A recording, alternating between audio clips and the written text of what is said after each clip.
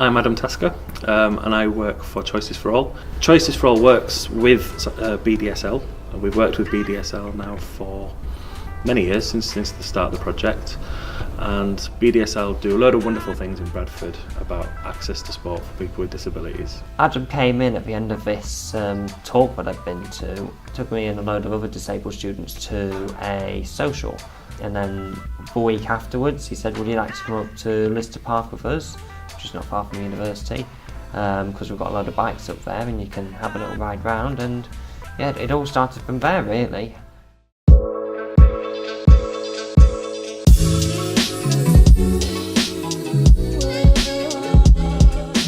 Since the mid-90s there's been a bicycle ride between Bradford and Hamm, and that's to raise money for BDSL, specifically for their inclusive cycling project. However, that ride's only been for non-disabled people, but we do disability cycling every week in Lister Park in Bradford. What's the point of us doing disability cycling if people with a disability can't come on a ride like that? A couple of years ago we did Coast to Coast for riders with disabilities, and that was a huge success.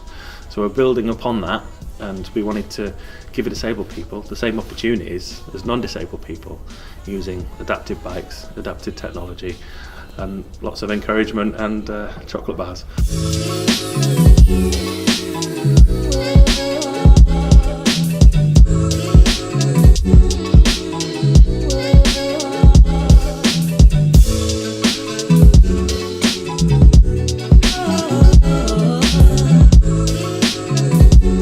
There was 19 people altogether came to Hamm this year. Of them, 8 disabled people, and the range of bikes was fantastic. There were people on hand cycles, electrified hand cycles, so they could cycle at the same rate as a non-disabled person.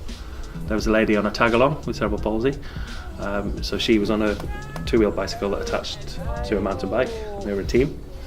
There was a young chap on a wheelchair transporter bike. This was a guy with cerebral palsy who was unable to get out of his chair, but if you put the chair on a tandem bike on the front of a wheelchair platform, he could ride with his granddad, and they could ride together. You know, the first time they've done that, it was a wonderful experience. We also had people with autism that were riding mountain bikes. So there's a whole range of bikes, a whole range of opportunities, and a whole range of different types of disability all came together on this ride for this 5 days. The group were great. Everyone wanted to achieve the same goal, no one got left behind. And when we were cycling through, we saw some amazing places, and the scenery. You saw little barges going down the canal and everything. It was amazing at the Hamm ride. Just riding my bike through Holland and through Germany was brilliant. The countryside was brilliant as well. In Holland, you've got all the little, you've got the cute little villages, you've got the windmills, you've got, you can see for miles because it's so flat, Same with Germany, really.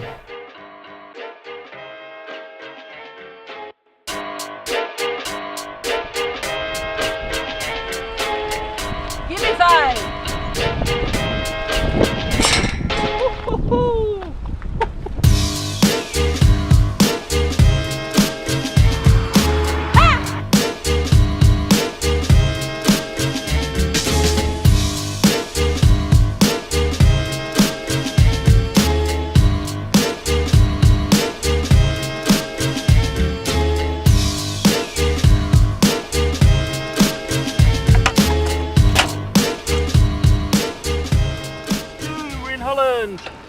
Today's the furthest I've done.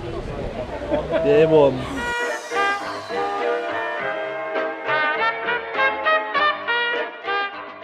First day, I had a technical difficulty with my bike. It's the brakes and the front wheel were sticking, so as soon as we got off the ferry, I had to deal with all that.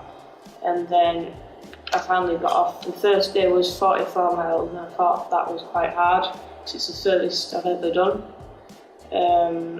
But once I got into the routine of doing over 40 to over 50 miles some days, I felt fine.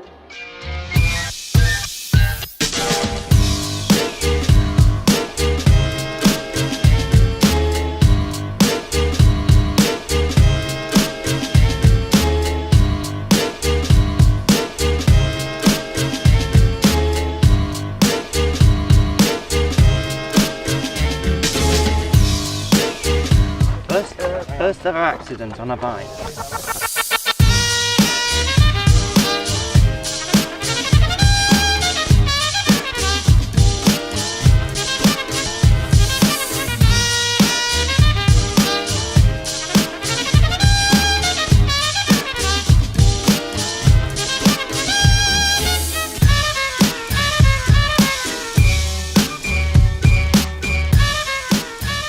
The last day was a bit of a challenge actually. It was the shortest day, it was less than 40 miles, but we'd been cycling for 4 days solid before then, and everyone was a little bit tired. So by the time we got into Hamm, it was a huge relief, massive relief for everyone. When we came into Hamm itself, it were pretty quiet to be honest, until we sort of like some of the students from the UK that had come over for a week that were meeting us there as well.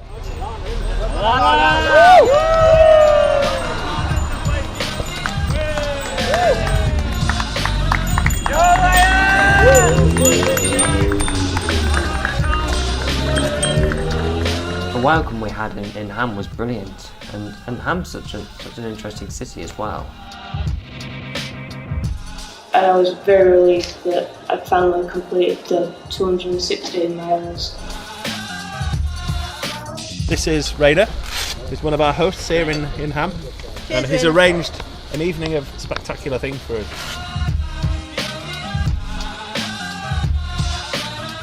We were cycling together, but we were having breakfast together, we were travelling to and from the start point and the end point together, we were sleeping in a hotel together, and it normalises disability. You know, it removes people's conceptions of what disability actually is by enabling people to see the person rather than this is a person in a wheelchair, rather than seeing the chair, see the person in the chair.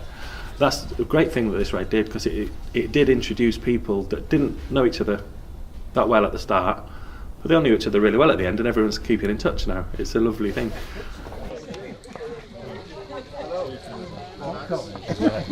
This guy, absolute hero. Cycled 212 miles from basically not much training. Right. How'd you find it? Exhausting. So this ride wasn't very much about taking a group of disabled people on a bike ride. It was about taking a group of friends on a bike ride. Some of those have got additional needs and need adaptive bikes.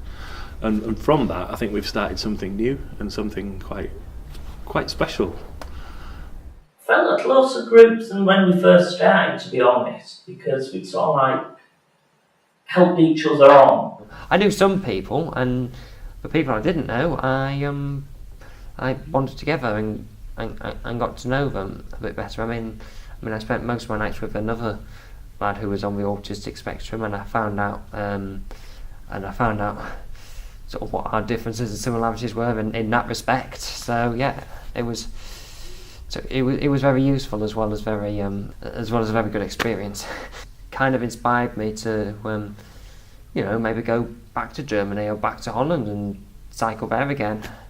Or cycling other parts of the world as well. Last October I had my ankle fused, so now I can never run again. I was used to being able to run and do this and the other, and with hand cycling it's gotten me to the point that I can still exercise as much as I like to, and I don't have to deal with the pain or being cut short, so mentally it's been brilliant. The whole experience has been amazing. It's pushed me mentally and physically to my full capacity, and it's something that I thought that I'd really struggle with, and when I finally achieved that, it was brilliant. Okay, so the thing is, for me, I've always wanted disabled people and non-disabled people to cycle together at an equivalent level. And the good thing about this ride is it's really showed that this can happen, and we've seen it now. George now cycles by himself on his hand cycle independently around the streets of Bradford. Alana's starting to do the same. So not only does it bring people together, but it also allows people to be more independent, and it gives them the freedom of cycling wherever they want.